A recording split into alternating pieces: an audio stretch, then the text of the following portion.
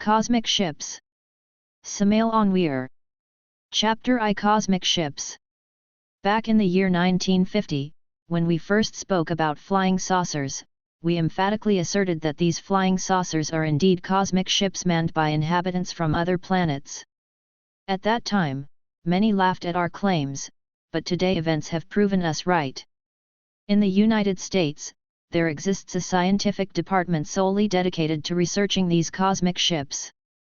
The law of accidents also applies to these ships, and several have crashed or violently exploded in the air. The United States possesses remnants of some of these ships. Our intention in this booklet is not to prove the reality of interplanetary ships because that reality is already fully demonstrated. We only aim to expand on the information we provided to humanity in the first edition of The Perfect Matrimony in the year 1950. Cosmic ships have their history and traditions. These ships were indeed created by angels, archangels, seraphim, etc., who possess flesh and bone bodies. Many cosmic traditions mention San Venona and his cosmic navigation system. San Venona is an angel with a flesh and bone body. San Venona was born on the planet Sort, where he dedicated himself to investigating the law of fall. Here, dear reader, is the formulation that San Venona himself gave regarding this cosmic law. All things that exist in the world fall towards the bottom, and the bottom, for any part of the universe, is its nearest stability, and that stability is the place or point where all lines of force coming from all directions converge. The centers of all suns and planets in our universe are precisely those points of stability. They are nothing but the lower points of those regions of space towards which the forces coming from all directions of that given part of the universe definitively tend. Also, at these points, the balance that allows suns and planets to maintain their position is concentrated. When stating his principle, San Venona also mentioned that as things fall in space wherever that may be, they tend to fall towards one sun or another, towards one planet or another, depending on which sun or planet that part of space to which the object falls belongs to, with each sun or planet in that determined sphere constituting the ultimate stability. After profound investigations, San Venona knew how to use this cosmic peculiarity for the locomotion of cosmic ships. The cosmic ships designed by San Venona were based on the law of fall. The only serious problem was planetary atmospheres. They do not allow the straight fall of objects in space. San Venona managed to solve this problem easily and built marvelous cosmic ships. We do not intend in this small booklet to explain in detail the mechanism of these ships because, besides being too complicated, it would be tedious for the reader. The inspection committee led by the Archangel Adasia blessed and approved the work of San Venona.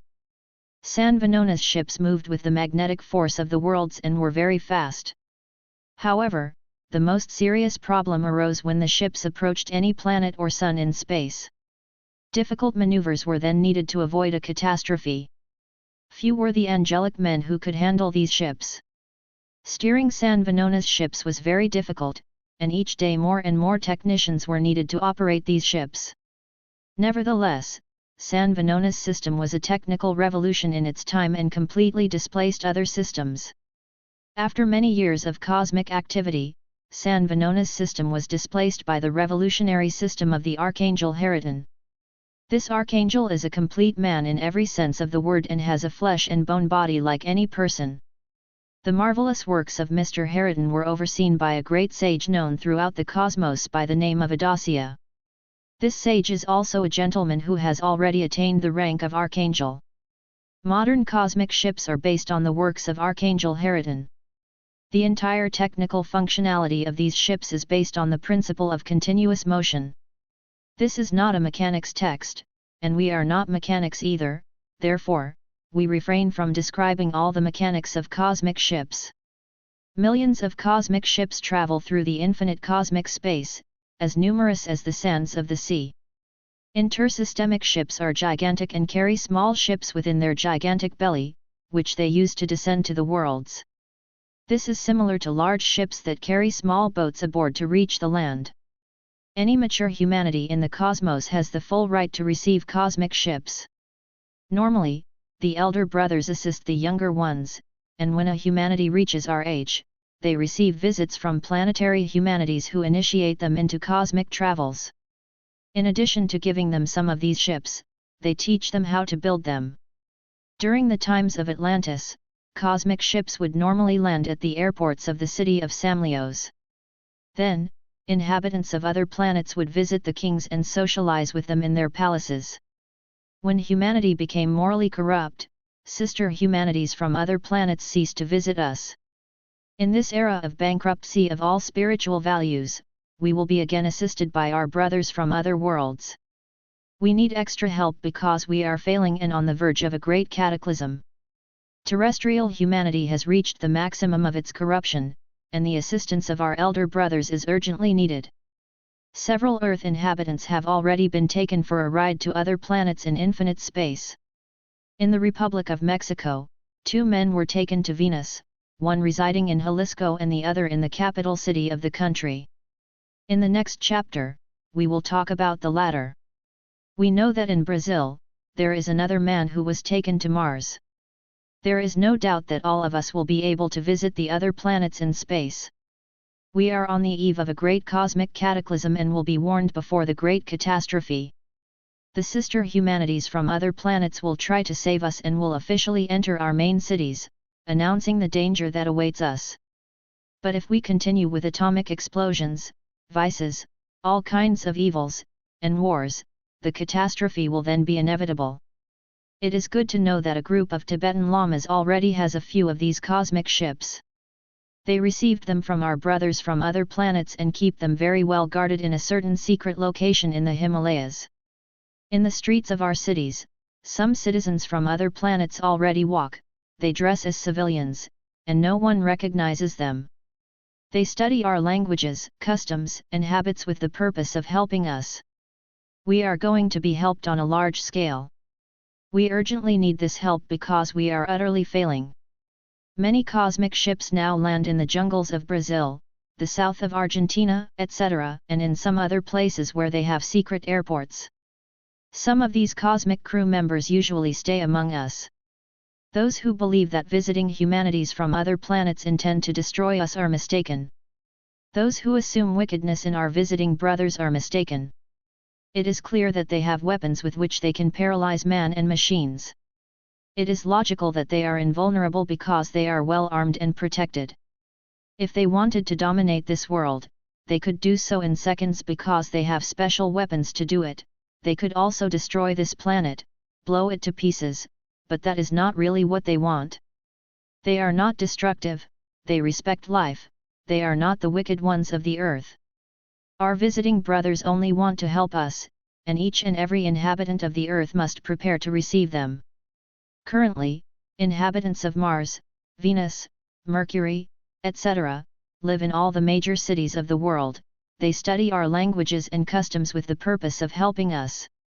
Cosmic ships land in remote places and sometimes leave some crew members from other planets, who, dressed as civilians, walk the streets of New York, Paris, London, etc., without anyone recognizing them because they are very similar in appearance to us, even though many of them are much more beautiful and perfect.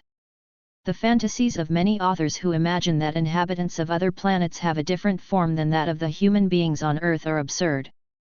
Chapter 2: A Mexican on the planet Venus. Here in Mexico City, we know a man who was on the planet Venus. We have the high honor of having visited him. One random winter night, we arrived at the doors of his house. We were fortunate to be received by him. The family was watching television, but very kindly, they turned off the television and left us alone with him in his living room. He is a very sincere and kind man. He is neither an occultist nor a spiritualist nor anything of the sort. He does not boast of being wise, and despite having lived the most extraordinary cosmic adventure, he truly has no pride. Our intention in this simple booklet is not to narrate in detail what happened to this man, we only want to speak in summary, and that is all. In August of the year 1953, this man was personally on the planet Venus. His name is Salvador Villanueva Medina. The event happened when he least expected it. He was driving a rental car with an American couple towards the United States through Mexican territory along the Laredo Highway. He had covered 484 kilometers when the car broke down. The Americans abandoned the car and went in search of a tow truck to take the car to the nearest town for repairs. This was the beginning of the adventure. Salvador went under the car to attempt to repair it. Suddenly, he heard steps on the gravel of the road, and someone asked him in perfect Spanish what was wrong with the car. Salvador remained silent, and upon leaving the place occupied by the car, he found himself facing a strangely dressed man who measured approximately 1 meter and 20 centimeters. The body of that man was of extraordinary perfection, as white as ermine and full of beauty in its entirety. What caught Salvador's attention the most was the strange uniform and the mysterious shining belt. The man had long hair and wore a very special metallic helmet. There were very few words exchanged between them at that moment. The strange character politely bid farewell and then disappeared into the mountain. The most interesting part came later when Salvador was already asleep. Strong knocks on the window of his car startled him. Without much thought, Salvador opened the car door, and to his astonishment, saw the same character again, accompanied by another with the same appearance and attire. Salvador invited them into his car and tried to help them close the door. However, as he reached his right arm over them for that purpose, he felt an electric current that momentarily paralyzed his arm. The conversation in the car was marvelous. They told Salvador that they came from the planet Venus. Initially, Salvador didn't believe them and even became indignant, thinking these gentlemen were mocking him. Salvador even claimed that only planet Earth could have inhabitants, as he had learned from the statements of the wise men of Earth, etc. "What makes you think such a thing?" they asked him. "Is it perhaps the inadequate means you have for your calculations? Doesn't it seem too presumptuous to believe that you are the only beings populating the universe?" These words already seemed very strange to Salvador, and the color of their faces, so white, their expressive eyes, their strange voices, their mysterious helmets, their shining belts, etc., made him think a lot. It would be lengthy to narrate the entire conversation Salvador had with these Venusians. They explained to him what life was like on Venus, how they lived, what they ate, how their cities were, their streets, etc., etc. They also dispelled his doubts by explaining that they could turn harmful things into beneficial ones and artificially create their climate, environment, etc. Under those conditions, if Venus were inhabitable, they would make it habitable because their scientific advances allowed it. However, it is clear that Venus is perfectly habitable. Dawn was breaking, and the Venusians kindly invited Salvador to accompany them to the planet Venus. Salvador left the car after these mysterious men, and indeed, after a while of walking through the mountains, Salvador stopped in front of the majestic ship. This was a majestic and impotent flattened sphere that rested on 3 buoys forming a triangle. Salvador says that the ensemble was impressive and seemingly resembled a great fortress. Salvador entered the ship, the doors closed, and it departed for the planet Venus. Everything Salvador saw on Venus was extraordinary. Venusian civilization is formidable. On Venus, civilization has reached its peak. Money is not needed there. Each citizen works 2 hours a day, and in return, they have the right to everything a human being needs for life: transportation, food, clothing, vacations, science, etc. Everything belongs to everyone. If someone needs a car, they take it, use it, and then leave it in its parking place. If they are hungry, they eat at any hotel and pay nothing because, as they are working, they have the right to everything. If they need clothing, they request it from a store and pay nothing, because, as they work, they have the right to dress, etc., etc., etc. On the planet Venus, cars run on solar energy. The main food comes from the sea. Gardens are on the rooftops of houses and buildings. In Venus, fish and fruits constitute the basic food. There is no government or nations on Venus, the entire planet is the homeland, and only the wise guide and advise. I asked Salvador about the religious question, and the answer was that there are no religions on Venus, and each citizen behaves in the street as if they were in a temple. Each person on Venus considers that the temple is within ourselves. The sidewalks or streets in Venusian cities are not static and are formed with moving metallic strips that save effort for pedestrians. The street's stream, i.e., the center of the streets, has metallic tapes that collect the sun's energy to move the cars. On Venus, everything belongs to everyone, and the Venusian family is one big family. Children are born in special maternity rooms and are raised in collective homes. When a child is born, it is marked on one foot. That mark indicates their origin and abilities.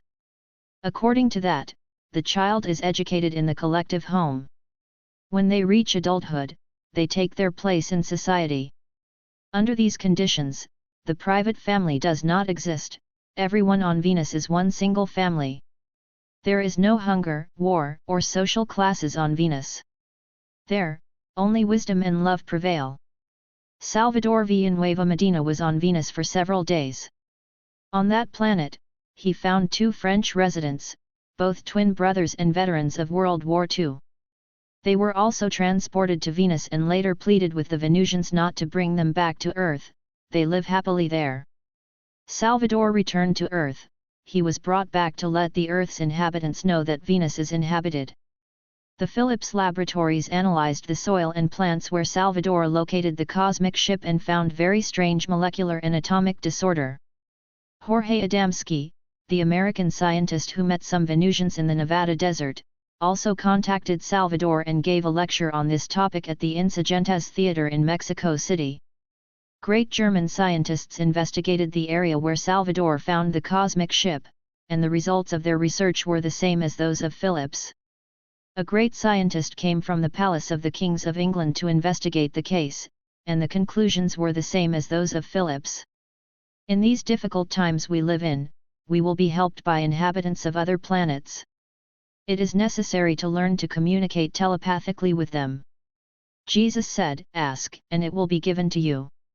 Knock, and the door will be opened." We can all visit other planets if we know how to ask. The Gnostics must develop telepathy.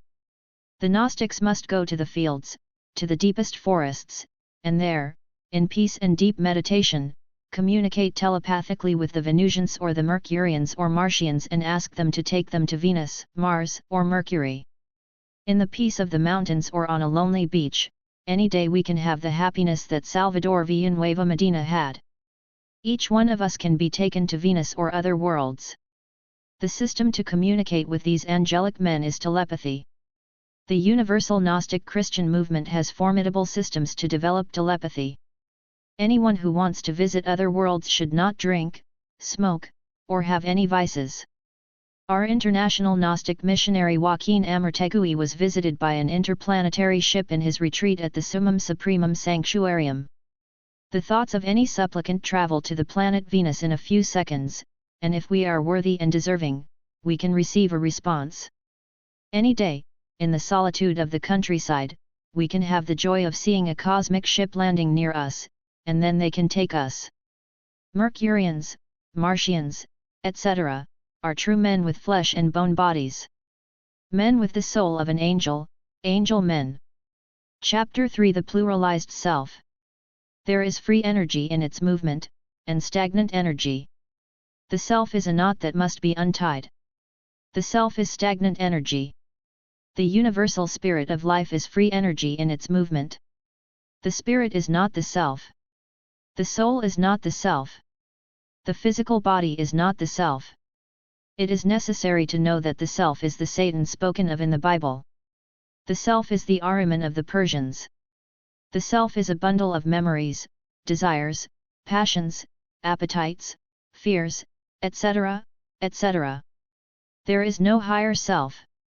Truly our real being is above all self. Our real being is the being and nothing more than that, the being. The soul is the being, the spirit is the being, but the self is not the soul nor the spirit. The self is the devil, and that's all. The self exists in a pluralized form.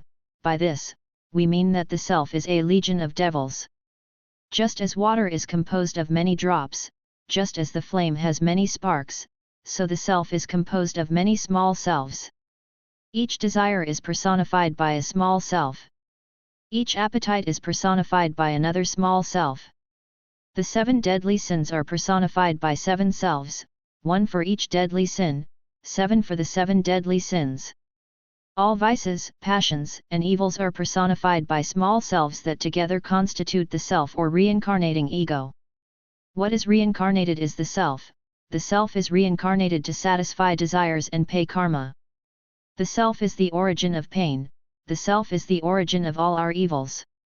When the self is reduced to dust, the only thing left within us is the soul. Truly the soul has the nature of happiness. The soul is happiness. It is absolutely absurd to seek happiness. It comes when the self has died. As long as the self is pluralized, there cannot be happiness. There are pleasurable moments, joys in life, but happiness does not exist as long as the self is not dissolved. When the self is reduced to dust, we can reincarnate on more advanced planets to work on our inner self-realization. The dissolution of the self brings true freedom. The Venusians are truly happy because they have already annihilated the self, they have no self. The Venusians do not need money because they have no desire for accumulation, they desire nothing, have no greed, content with daily bread. Such consciousness is characteristic of beings who no longer have a self. In Venus, authorities are not needed because there is no violence. Only the self is violent.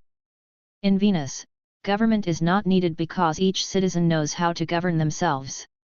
When the self has been annihilated, each citizen becomes a self-governing entity, then who would want to govern? In Venus, the private family does not exist. All Venusians are one family. This is only possible because they have already annihilated the horrible pluralized self. The self is what we call my family, my house, my possessions, my lust, my desires for resentment, my desires, my passions, my memories, etc., etc., etc. The self continues in our descendants.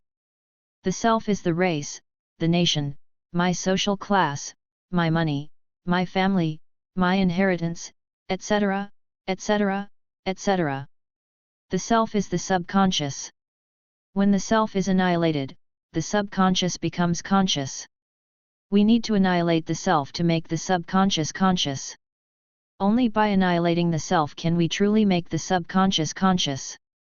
When the subconscious becomes conscious, the problem of unfoldment is solved. When the subconscious becomes conscious, we no longer need to worry about unfoldment because while the physical body sleeps, we live in the inner worlds absolutely conscious. Today humanity is subconscious 97% of the time and conscious only 3% of the time. We need to be conscious 100%. The inhabitants of Venus are totally 100% conscious. The humanity of Venus annihilated the self.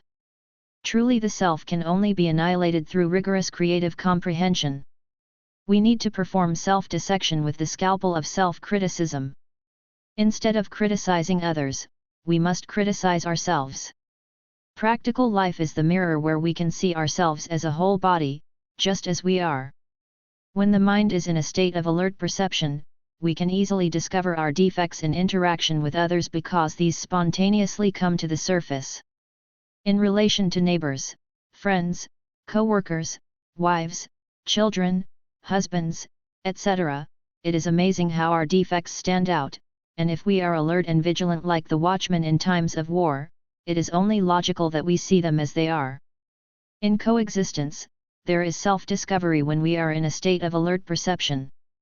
Every discovered defect must be intellectually analyzed, but intellect is not everything, intellect is only a fraction of the mind. We need to go deeper, we need to explore the subconscious to discover the intimate springs of our defects. Only through very deep meditation can we truly explore the subconscious. When we have fully understood a flaw, the energetic self that personifies it disintegrates. This is how we are dying from moment to moment.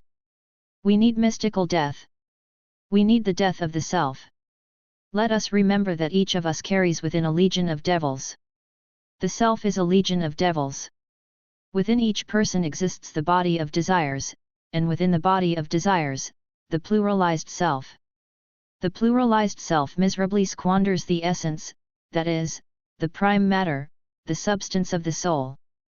The self spends the precious soul essence in atomic explosions of anger, greed, lust, pride, sloth, gluttony, etc., etc., etc.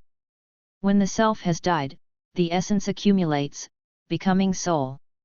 We need the self to die, we need only that which is happiness to live within us, what we call soul.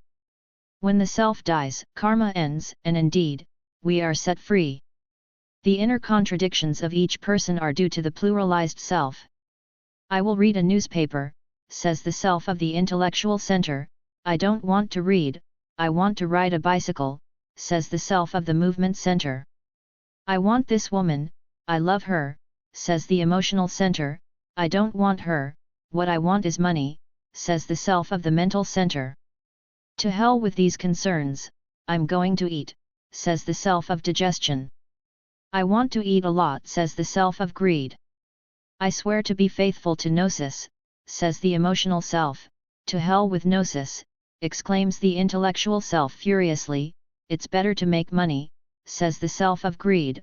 I will join another school better than gnosis, says the self of curiosity. This is how we do not have individuality, we are not individualized, we are a legion of devils. When the self dissolves, only individuality remains within us, that is, the individual soul.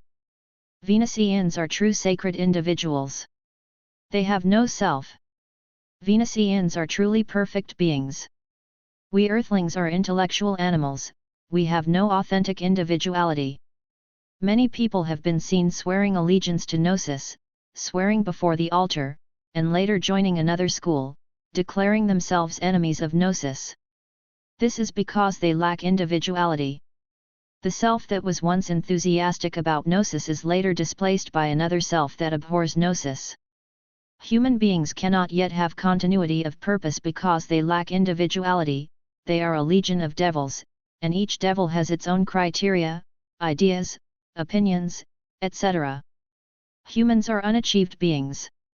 We still do not possess being. Only being gives us true individuality. Chapter 4 Open Letter. Most illustrious President of the United States of North America. Mr. Prime Minister of the Soviet Union. Please allow us not to mention your corresponding names and surnames, as we do not know in what year this letter may reach your hands, and as is only logical, times change, and we do not know if at that time you will still be holding the highest office in your respective countries. The purpose of this open letter is to inform you that in Latin America, the conquest of space has already been achieved. It is only natural that you may skeptically smile at such information, possibly considered by you as insolent. We fulfill the duty of advising you not to spend any more money on cosmic rockets, that money should be better utilized. Cosmic rockets are useless and a real failure. Currently, in a secret location in South America within the deep heart of the jungle, there is a scientific society with 98 eminent scientists from various European nations. This society, following the footsteps of the great sage Guillermo Marconi, learned to use with great mastery the powerful solar energy. Currently, this society, under the direction of the Martian sages, is constructing wonderful interplanetary ships with which they have not only studied thoroughly all your territories but have also managed to travel to the Moon and Mars. It is worth clarifying that the mentioned scientific society has enough money to continue its work thanks to the economic support of the Martians. I clarify, it is not strange for us that you indignantly dismiss this letter because your pride and skepticism are well known on planet Earth. However, before a few years pass, you will have concrete evidence of our statements. The liquid fuel that you use for cosmic rockets is useless for interplanetary navigation.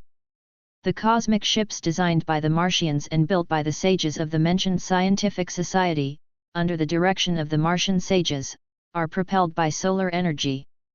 The scientists of the mentioned society are eminent religious individuals, and there is even a priest among them, regardless of their religion. We are absolutely convinced that the conquest of space is absolutely impossible without religiosity. All inhabitants of the cosmos are deeply religious. All know very well that the divine is latent and immanent in every atom of the infinite.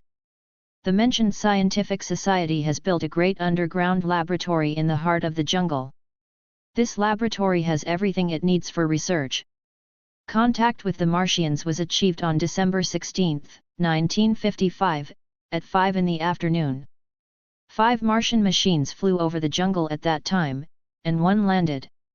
4 Martian individuals descended, including the Martian leader of the expedition. Since then, the contact has been established, and the cosmic ships from Mars land normally in that region. The 98 scientists residing in that deep jungle of South America live normally with the Martians and are learning from them the science of interplanetary navigation. The mentioned scientists received from the illustrious Martian chief Mr. Tage, a golden document with the following inscription.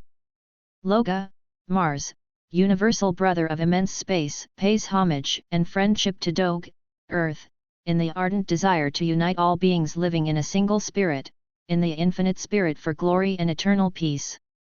We congratulate Martian Chief Mr. Tage for his 4-word speech.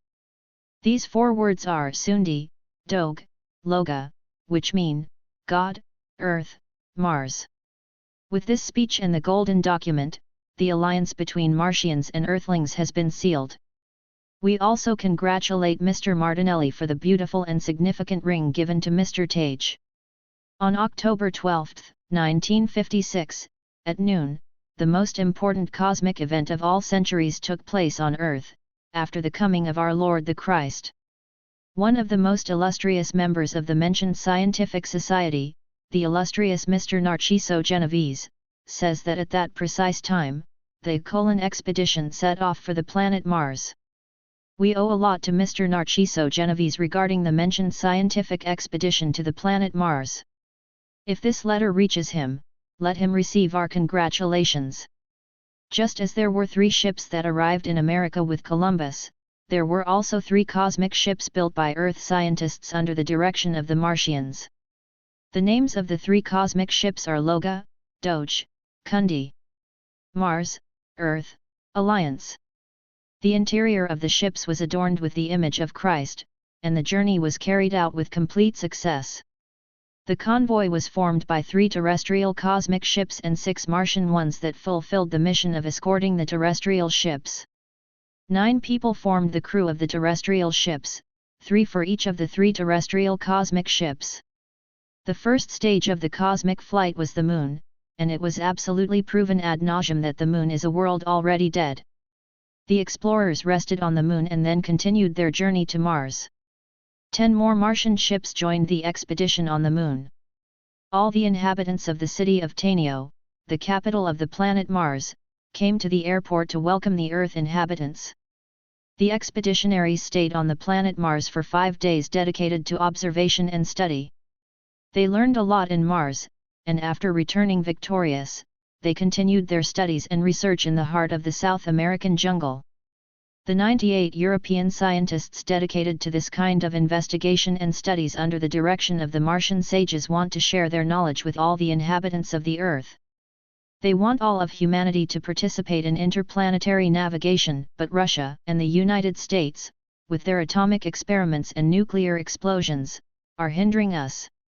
They are preventing the members of the August Scientific Society from making all the inhabitants of the Earth participants in cosmic travel. The 2 world wars that filled the world with pain and now the Cold War with all the possibilities of turning hot and filling the world with blood and destruction are the main factors that prevent cultural exchange with the Martians and cosmic travel. No more cosmic rockets are needed, contact with the Martians has already been made. Now what is needed to achieve participation in cosmic travel is the dissolution of the self. As long as the self exists, there will be no peace, and as long as there is no peace, interplanetary travel is impossible. At this precise moment in which we live, cosmic rockets are not what is needed, but the study of the self and its total death. Thus and only thus, trips to Mars will be possible. It is impossible to take to Mars murderers, thieves, drunkards, gluttons, greedy, materialists, Marxists, enemies of the eternal, prostitutes, etc., etc. On Mars, only peace reigns, and not even there are governments, nationalities, armies, and police needed. In Mars, there are no criminals, and if one were born, they would be considered sick, and they would be taken to an isolated sanatorium. Think, gentlemen, about what this means. Think of such a world, in a world where the self no longer exists. Imagine for a moment an army from Earth invading Mars. Understand what such horror means, such barbarism. The author of this letter asks you, gentlemen, in the name of truth, to end atomic explosions, end the Cold War, and initiate an era of universal religiosity. I especially ask the Soviet Union to suspend public and private dissemination of materialistic dialectic and intensify propaganda in favor of religion. Know, gentlemen, that all inhabitants of the cosmos worship divinity, and space conquest is impossible without religiosity. Please, gentlemen, I beg you in the name of the inhabitants of the earth, do not harm us more with your wars, hatred of divinity, nuclear explosions, etc., etc., etc. Signed in Mexico on the 29th day of April. Year 3 of Aquarius, by the founder-president of the Gnostic movement, Samael Aun Weor.